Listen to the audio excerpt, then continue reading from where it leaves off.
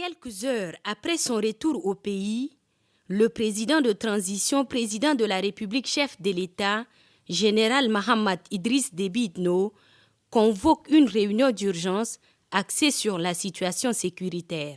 Primo, le chef de l'État voudrait s'assurer de l'application effective de la fermeture de la frontière avec le Soudan.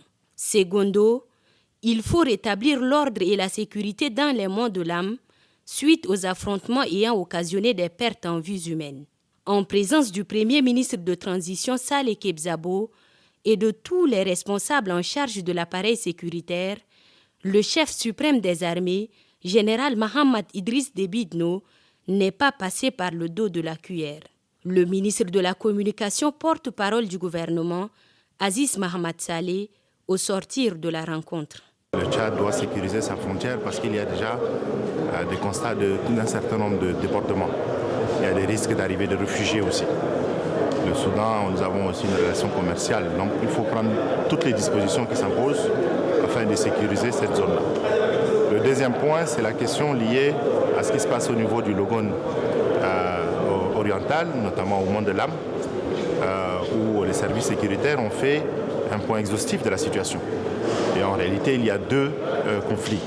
Il y a eu un conflit communautaire qui a fait 2 morts de chaque côté, entre les Peuls et également les gens du village Bessao.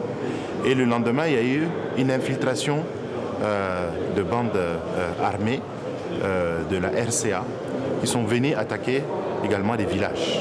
Et là, il y a eu 3 morts, il y a eu également 9 blessés.